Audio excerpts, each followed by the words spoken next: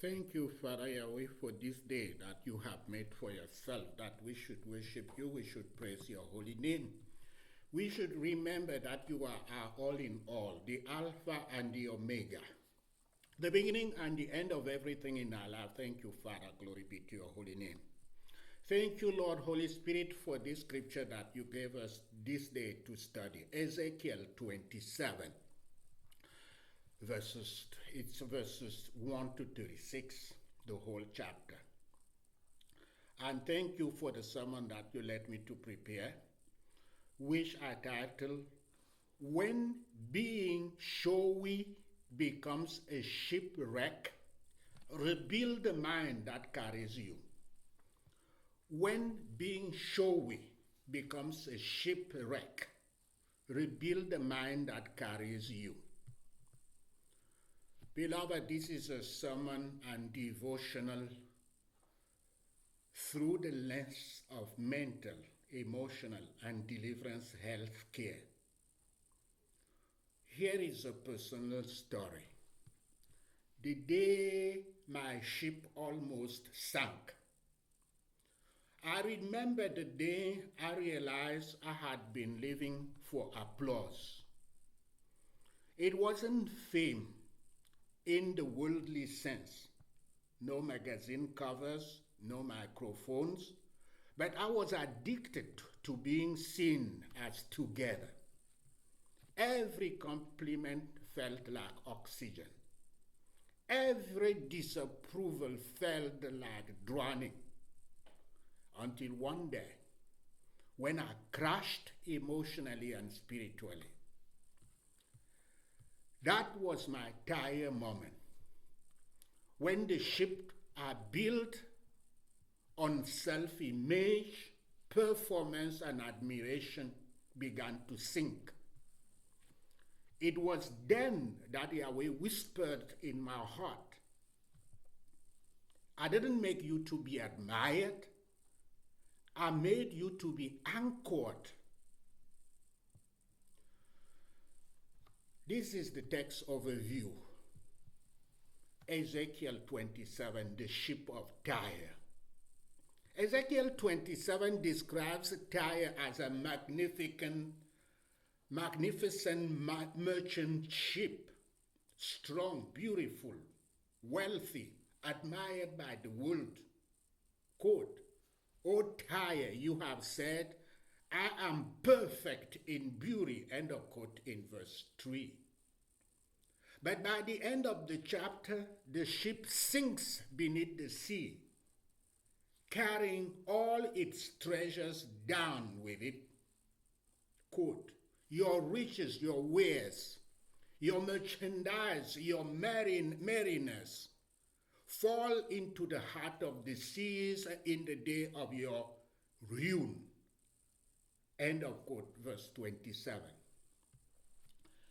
This chapter is a lamentation, not just over a city, but over a mindset. The human belief that image and success can replace identity and purpose. Here are one biblical example and one African example. Biblical example, King Saul. The people's choice, not God's character, in 1 Samuel 9 verse 31. His rise. Saul was tall, handsome, and outwardly impressive. Quote, head and shoulders above the rest, end of quote, in 1 Samuel 9 verse 2. The people loved how he looked like a king. Now the downfall. But inwardly, Saul was insecure and driven by comparison. He feared losing public approval more than losing God's presence. He disobeyed Yahweh to look good before the people in 1 Samuel 15 verse 24. His jealousy of David consumed him. His leadership ended in spiritual isolation and self-destruction. Here is the mental and spiritual lens. Souls need to be admired, hid deep insecurity, a classic case of image over identity. He sought validation through control rather than inner healing. The lesson is, showy leadership without humility becomes spiritual instability. African example. Mobutu Sese Seko of Zaire, Congo. His rise. Mobutu cultivated a godlike image. Grand parades, lavish outfits, and slogans of personal glory. He renamed the country, the currency, or even the air fleet after himself. Now the downfall, corruption and self-exaltation bankrupt the nation. He died in exile in the US, once worshipped, later forgotten. Here is the difference inside. Self-worship is the most deceptive form of witchcraft. It enchants a leader with their own image.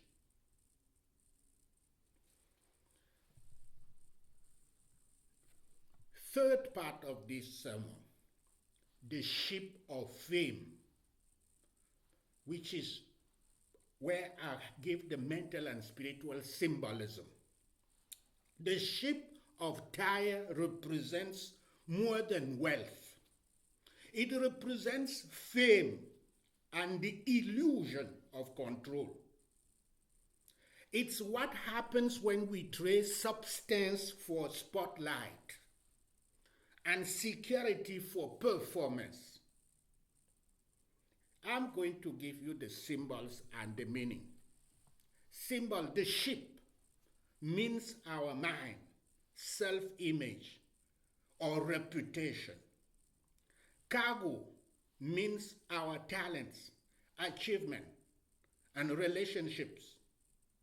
The mariners mean our thoughts, beliefs, and coping mechanisms.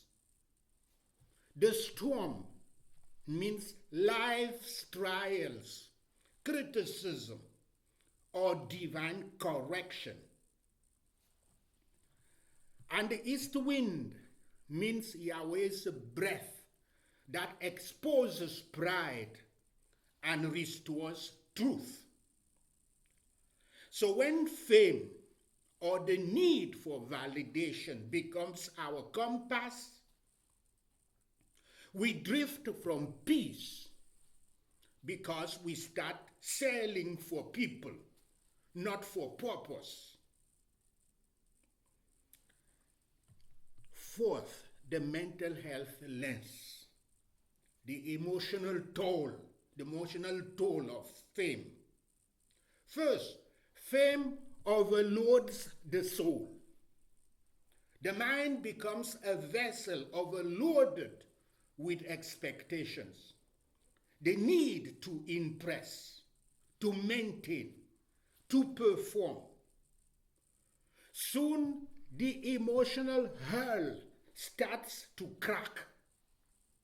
Anxiety, burnout, shame, or the imposter syndrome set in. Second, fame masks wounds. Tyre's beauty covered its fear of insignificance. Likewise, fame or perfectionism can be a mask we wear to hide old pain, the ache of rejection, neglect, or trauma. Third, Fame breeds isolation. Tyre traded with many, but had no real allies when the storm came. The same happens when we live for approval, surrounded with admirers, but starving for intimacy. Here is the mental health inside. The need to be known must never outweigh the need to be healed. Fifth section, deliverance lens. When Yahweh sinks the ship to save the soul. Verse 26 says, I quote, your robbers have brought you into great waters. The east wind has broken you in the heart of the seas. End of quote. The east wind represents Yahweh's correction. Sometimes God allows the ship of pride and performance to sink, not to punish, but to deliver. Here are deliverance principles. First, fame becomes idolatry when identity depends on admiration. Second, the fall of Tyre is not destruction, it's detox. Yahweh purges us from false validation. Third, the sinking brings us back to humility and dependency. Yahweh sinks ships that are sailing in the wrong direction so he can build vessels that carry his peace. Hallelujah. Sixth section. Now therapeutic integration, which is rebuilding the mind that carries you. After a dire moment, healing involves rebuilding the inner ship, stronger, lighter, and anchored in Yahweh's truth. Steps toward mental and spiritual restoration, I have them four steps. First, recognize the Lord. You do it by this reflection. What expectations, fears, or people have you been carrying that are not yours? This is an example. Maria has been trying to please everyone at work and in church. When someone looks disappointed, she feels responsible to fix it. Deep down, she believes her worth depends on others being happy with her. A belief rooted in childhood, when she felt loved only when she performed perfectly. Here is the restoration principle. She realizes this emotional cargo doesn't belong to her. She is carrying other people's expectations as if they were God's calling. Here is her spiritual reframe, like a prayer. Yahweh, help me release every burden you never asked me to carry. Teach me the difference between compassion and codependency. Second, repair the leaks, which consists in addressing trauma, shame, or patterns of self-rejection. Here is an example. David keeps sabotaging, not the David in the Bible. David keeps sabotaging relationships because he secretly believes, quoting him, everyone leaves me in the end. End of quote. That belief started after his father abandoned the family. He masked it with anger or humor. But inside, he is afraid of being unwanted. Through counseling and prayer, he begins naming the wound and forgiving the past. He learns to talk about his fear rather than act it out. Here is his restoration principle. He stops patching over the pain with performance and begins true repair, which is admitting the source of the leak, which is abandonment trauma, and allowing healing to seal it.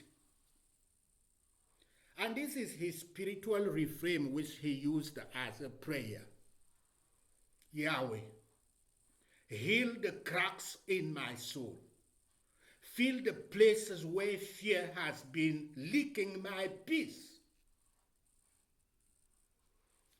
Third thing, invite Yahweh as captain, which means relinquish control, surrender perfectionism, and let peace guide your course.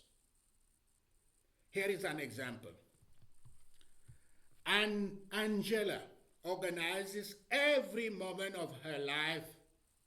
She can't rest. She fears that if she is not in control, something terrible might happen. After burnout and panic attacks, she realizes her captain's seat, between quote, captain's seat, has been occupied by anxiety, not trust. She begins a daily prayer of surrender, saying, Holy Spirit, steer my day.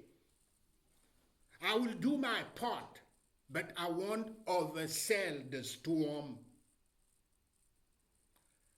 This is her restoration principle, replacing control with confidence in God's sovereignty, which allows her nervous system and the soul to rest. This is her spiritual reframe in terms of prayer. Yahweh, you command the wind and waves of my life. Teach me to trust your timing more than my planning. Third, the fourth thing to do, sell lightly. Learn to live by values, not visibility. I have two examples here. First example, Ethan. Ethan posts every achievement online and checks for likes every hour.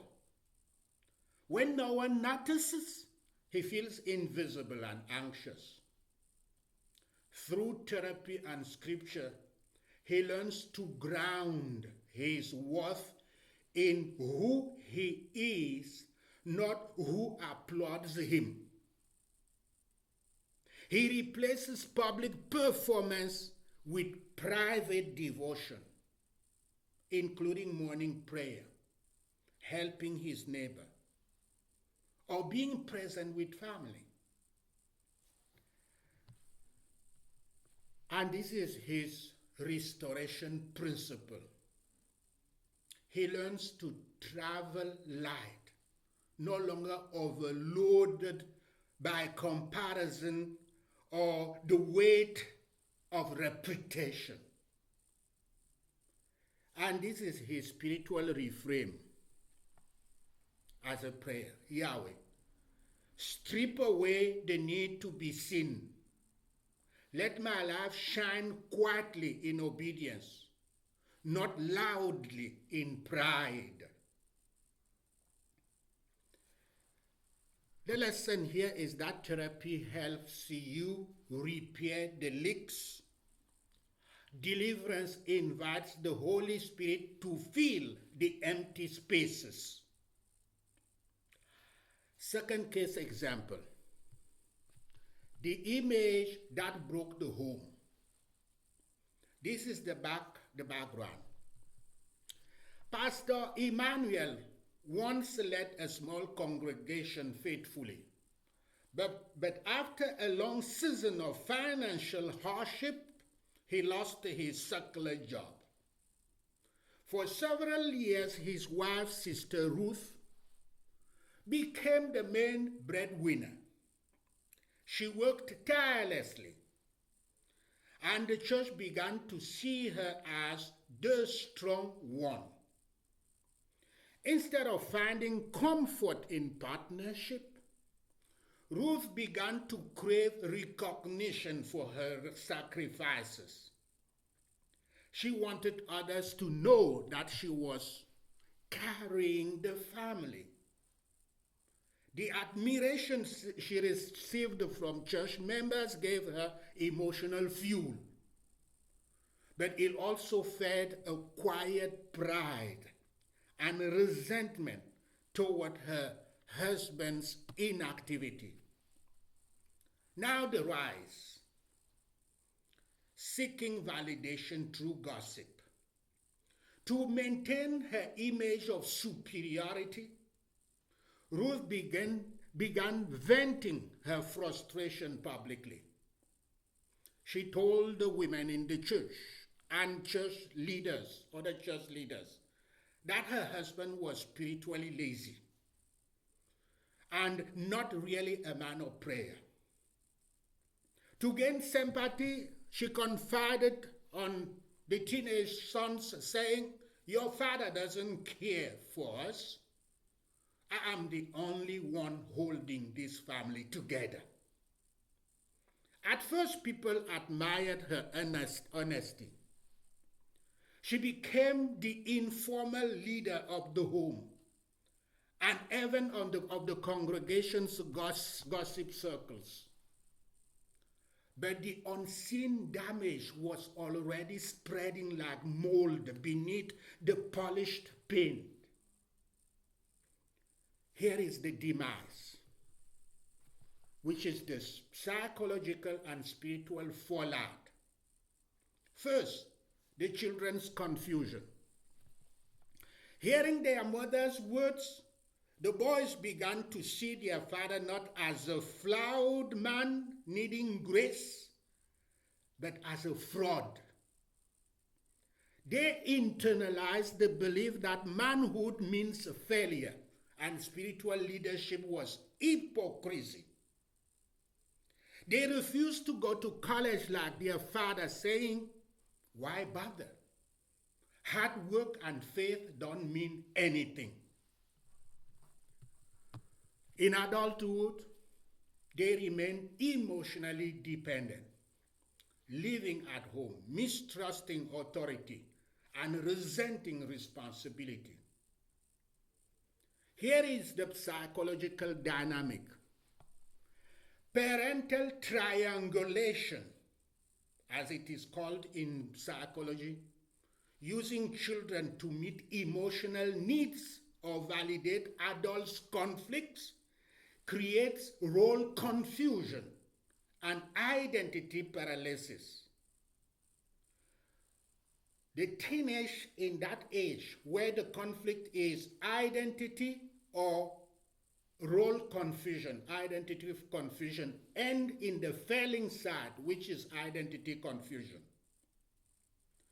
Second, the husband's shame. Pastor Emmanuel withdrew emotionally. His sermons lost conviction.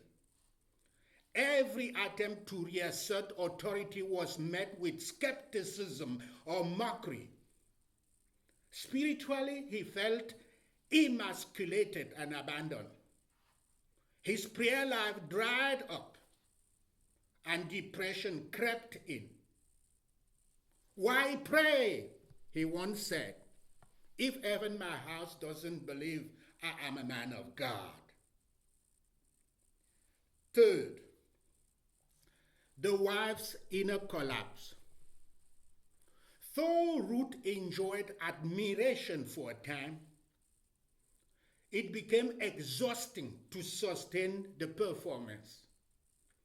The gossip she planted turned against her.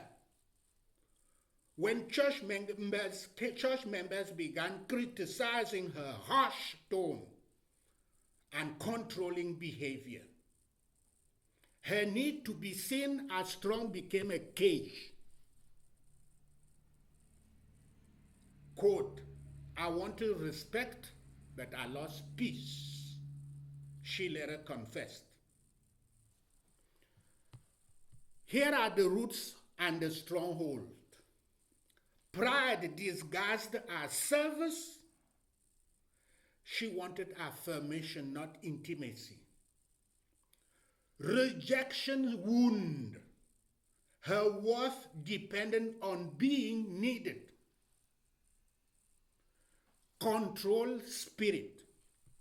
The fear of lack turned into domination. Here is the deliverance truth. When admiration becomes addiction, the spirit of Jezebel replaces the heart of a servant. Here is the healing path. First, confession and repentance. Ruth admitted that she had wounded her family through words. Second, restoration of honor.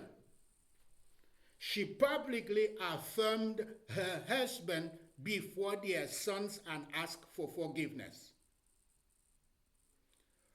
Third, family counseling.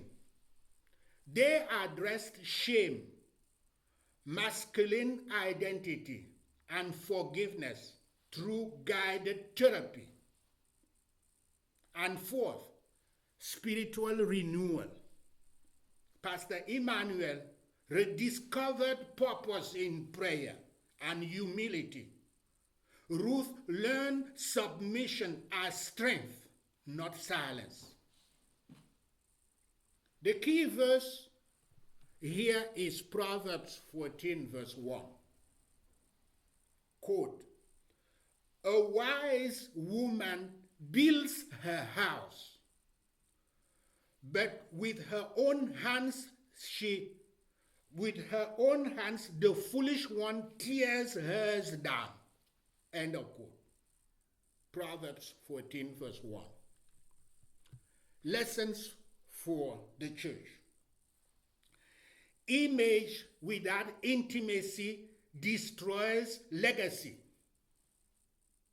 Public praise cannot heal private wounds.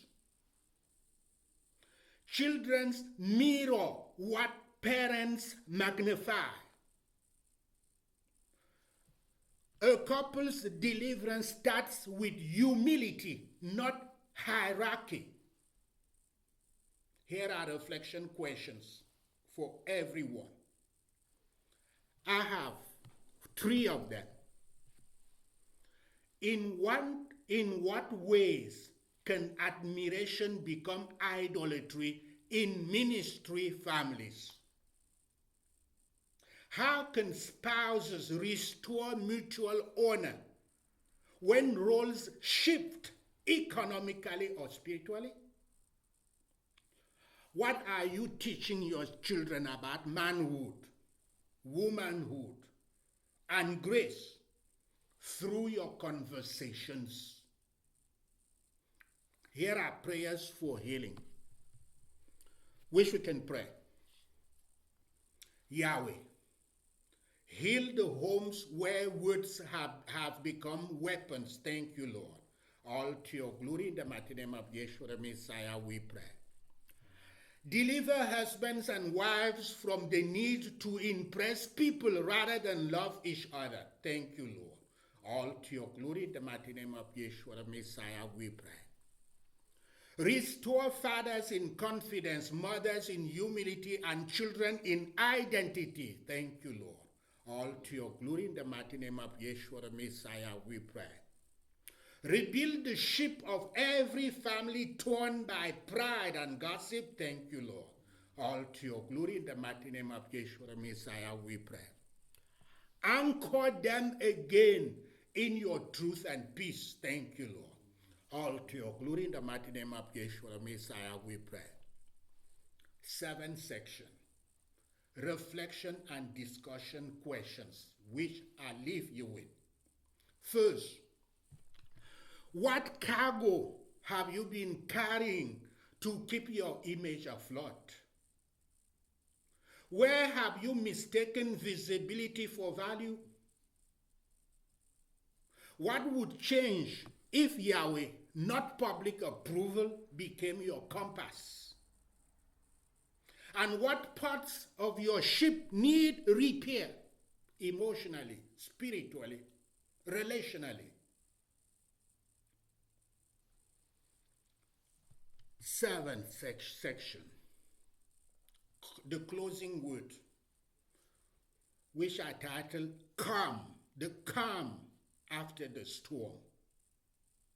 Ezekiel 27 ends with the merchants lamenting Tyre's fall. But for the redeemed, the fall of the false self is the beginning of freedom.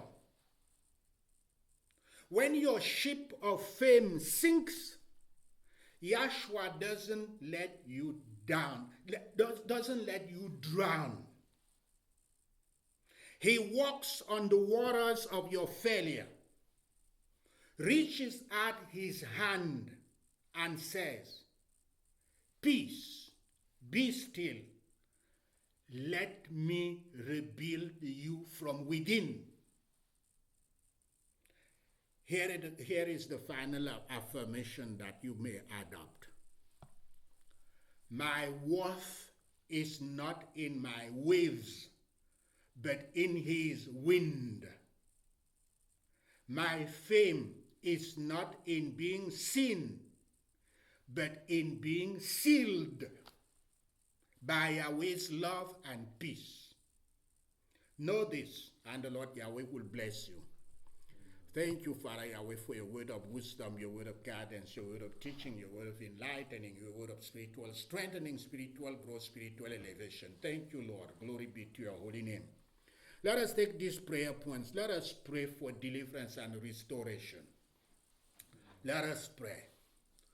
Lord Yahweh, I repent for every way I have sought validation over intimacy with you. Thank you, Lord. All to your glory, the mighty name of Yeshua, the Messiah, we pray. I surrender every ship I've built on pride, fear, and performance. Thank you, Lord. All to your glory, in the mighty name of Yeshua, the Messiah, we pray. Break the power of every spirit of vanity, comparison, and insecurity. Thank you, Lord. All to your glory, in the mighty name of Yeshua, the Messiah, we pray. Heal the wounds that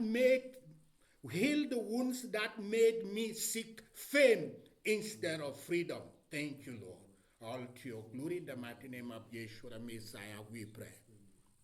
Teach me to sail by your spirit, humble, light, and anchored in your truth. Thank you, Lord. All to your glory, in the mighty name of Yeshua, the Messiah, we pray. Let my mind become a vessel of peace, not pressure. A ship of grace, not glamour. Thank you, Lord. All to your glory, in the mighty name of Yeshua, the Messiah, we pray. Father Yahweh, I thank you for revealing the places where I've been strong outwardly, but broken inwardly. Thank you, Lord. All to your glory, in the mighty name of Yeshua, the Messiah, we pray. I renounce every spirit of pride, fear, and self-reliance that has sailed my soul into storms. Thank you, Lord.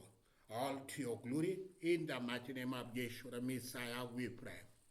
I release the weight of all the cargo, guilt, bitterness, and shame that no longer serves your purpose. Thank you, Lord. All to your glory, in the mighty name of Yeshua, the Messiah, we pray. Holy Spirit, rebuild the ship of my mind. Thank you, Lord. All to your glory, in the mighty name of Yeshua, the Messiah, we pray. Be the captain of my thoughts, the wind of my sails, and the anchor of my peace. Thank you, Lord. All to your glory, in the mighty name of Yeshua, the Messiah, we pray. I receive healing for my emotions, renewal for my mind, and deliverance for my soul. Thank you, Lord. All to your glory, in the mighty name of Yeshua, the Messiah, we pray. I receive restoration and deliverance in the mighty name of Yeshua, the Messiah, I pray. Thank you, Father Yahweh, that you heard our prayers. Thank you, Lord, for your answers to our prayers, Father. We give you glory, we give you honor, we give you all the praise. In the mighty name of Yeshua, the Messiah, we pray. Thank you, Lord.